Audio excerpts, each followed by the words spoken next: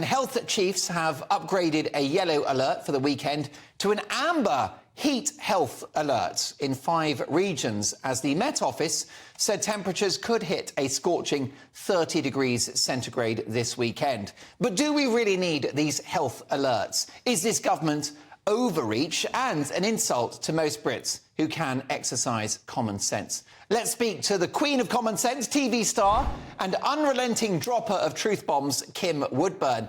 Kim, what do you think about this? Right. I must get my breath, dear, OK? Are you OK? I hope so. How are you? Go on. Now, what do I think about it? I've made a joke then, you know. Now, I'll tell you what I think about it. I think we don't need to be reminded by anybody else. We have our radio, we have our telephones, we have the television, we have the newspapers. Who else has to remind us the weather's going to be warm? We've plenty of coverage. Don't be silly. It's just more expense, not needed. We've got everything at our fingertips to know what the weather's doing for the next few days. Stop being so silly. Well, no, and Kim, you've survived plenty of hot summers. Not with you, sad to say, dear, but I'm hoping. No, on a serious note, of course you do. You know, when I was a little kid, we had an old rotten wooden radio. You had to slap it to get it to go. We had no telly, so really we didn't know what was happening. Look what we've got today, my lovely. You know immediately, the lovely weather girls say you've got your newspapers, you've got your telephones, you've got everything. Radio broadcasts the weather all day. Television. Why do we need other reminders, dear? Have we got not something else to think about, dear, but that rubbish? We've plenty of reminders. We're jolly lucky. Why do we want more idiots going in for this lot? I completely agree, treating us like children. Now, Kim, Marks and Spencer have removed use-by dates from their milk, instead encouraging customers to use a sniff test to judge whether it's gone sour. In a bid to cut waste, the retailer will instead use best before dates on cartons from this week, urging shoppers to use their own judgment. It's warned that around 500 million pints, worth almost 300 million quid, are poured down the drain in the UK every year, usually because the milk has passed its use-by date. As the Queen of Clean and an expert on hygiene, what's your view on these use-by dates? My loves, don't buy too much milk. I see people in the supermarket, it's very reasonable price, you know it is. You see them buying 3 or 4 huge, unless you've got a family of 30. Buy 1, dear, or even 2. It won't go off your regular drinking tea and having your cereals. But don't stock up on milk, lovey, it's there at hand. And I don't agree when they say sniff to see if it's gone off. Come along, dear, put the right dates on. They're covering their sides, they're covering their backsides, so we won't tell you when you shouldn't use it by, but you can sniff it. Oh, good for their sales, dear, but no good for us wasting milk. Don't buy as much, my loves. Keep it in a well-operated fridge between 3 and 5 degrees and you'll be fine. But you see shelves of it at home, my love. Buy it as you need it, truthfully. You know what you use in a couple of days, how many kids you've got. Don't overbuy. There's always plenty on the shelves. But sniff it and see if it's gone off.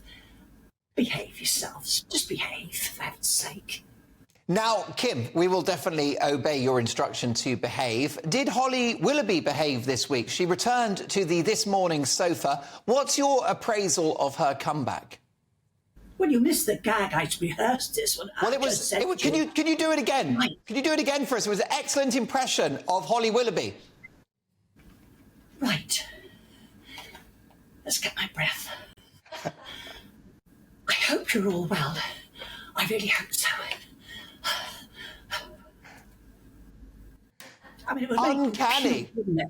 What did you think about that opening statement and asking the British people whether we were okay? Like it? Sorry? What did you think about her opening statement? It was so strange.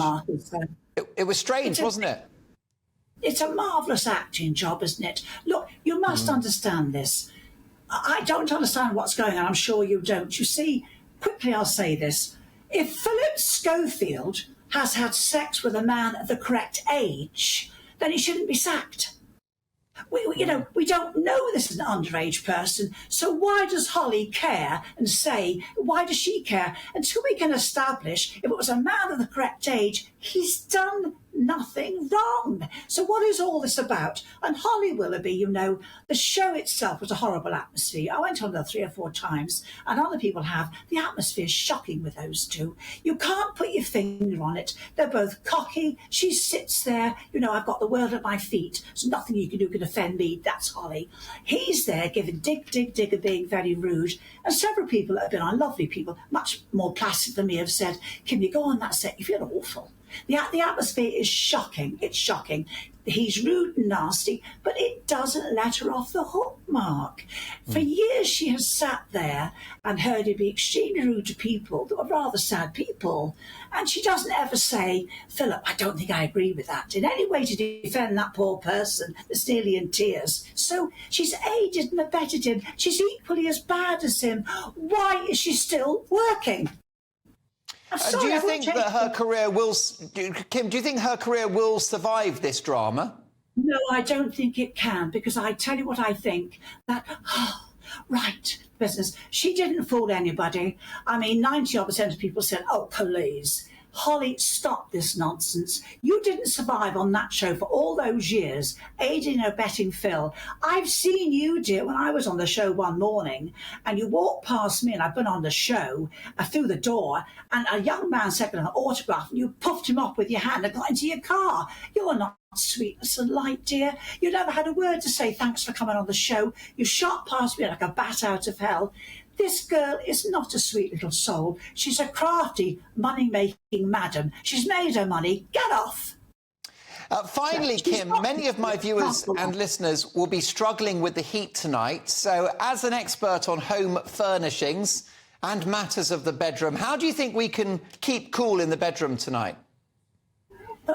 Well, if you were there, dear, I couldn't. If you and I were together, there'd be no hope, dear.